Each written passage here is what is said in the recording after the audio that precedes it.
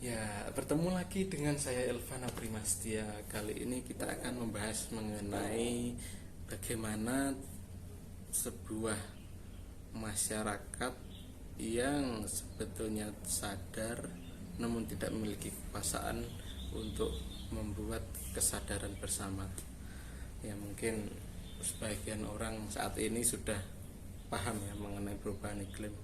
Namun pada kenyataannya kesadaran tersebut hanya berada di angan-angan.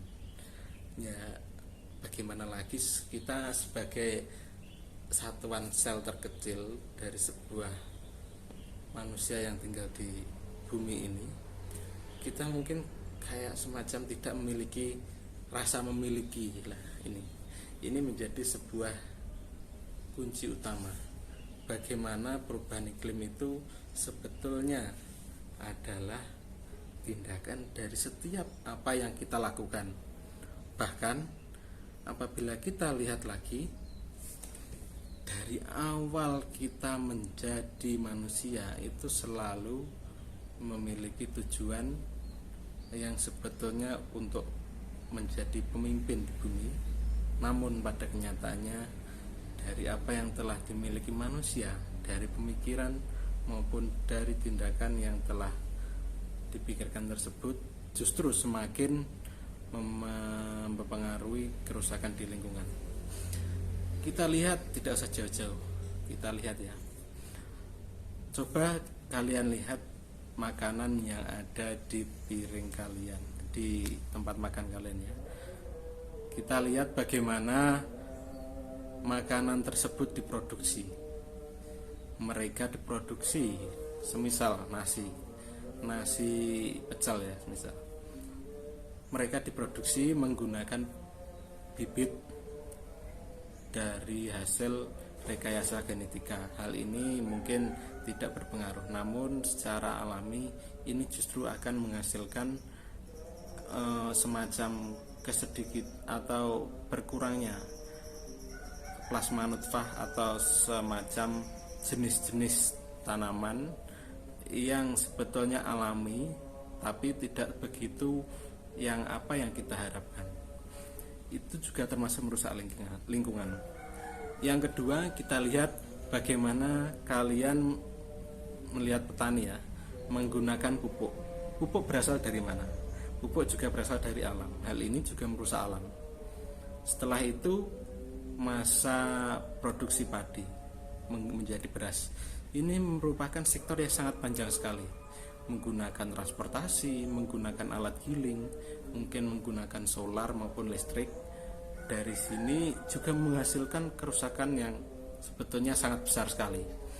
Setelah itu kita ingin mengkonsumsi beras menjadi nasi, itu juga menggunakan energi. Dan di mana energi itu dihasilkan?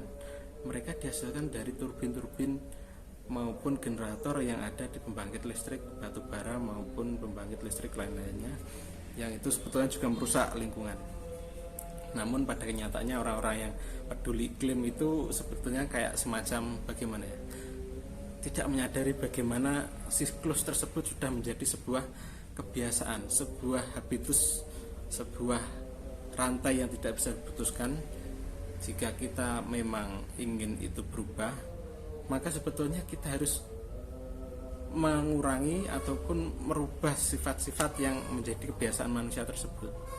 Bukan hanya sekedar peraturan yang itu hanya dimiliki dan hanya dianggap oleh beberapa instansi atau pihak-pihak tertentu. Jadi setelah itu, ini pembahasannya agak ngawur ya, agak panjang-panjang. Jadi kita bahas lagi mengenai makanan tadi. Setelah itu kita membutuhkan lain-lain, semisal sayuran, butuh kacang menjadi sambal. Nah, ini prosesnya ini sangat panjang sekali. Selain itu mungkin kalian teman-teman melihat bagaimana sisa limbah tersebut itu bukan hanya sebagai limbah makanan, tapi limbah bungkusannya, limbah karung maupun limbah lain-lain. Pupuk tersebut juga mengandung residu. Nah, ini paling sederhana saja dari makanan tersebut. Kita itu sudah ikut sumbangsih merusak lingkungan. Lalu bagaimana solusinya? Ya mungkin sebagian orang memiliki solusinya masing-masing, tapi menurut saya kita rubah pola makan tersebut menggunakan makanan yang direbus, semisal menggunakan umbi-umbian. Nah, ini makanan yang sangat cocok sekali untuk perubahan iklim, dan kedepannya ini umbi-umbian, dan terutama di lingkungan saya itu entek namanya. Mungkin kalau di kota itu namanya talas. Lah, talas tersebut memiliki daya tahan terhadap cuaca iklim karena dapat memiliki sistem ketahanan seperti tanaman-tanaman liar lainnya yang tanpa menggunakan bahan-bahan kimia maupun proses yang lebih sederhana untuk mendapatkan hasil dari entek tersebut. Dari entek tersebut itu hanya perlu direbus dan dimakan.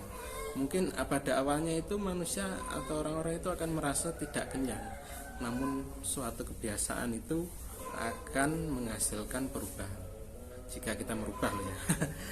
Nah, dari situ teman-teman, seharusnya memang apabila kita lihat sejauh manapun suatu perubahan yang dimulai dari orang lain atau dari tekanan, itu akan menghasilkan suatu perubahan. Namun apabila tekanan tersebut tidak sampai pada diri setiap individu, pasti akan sia-sia. Seperti itu. Jadi kita semacam seperti tidak memiliki kemampuan apapun jika kita tidak memulai dari kita sendiri. Mungkin teman-teman memiliki solusi, coba sampaikan pada kolom komentar di bawah. Terima kasih. Salam perubahan iklim, semoga cepat sembuh bumiku.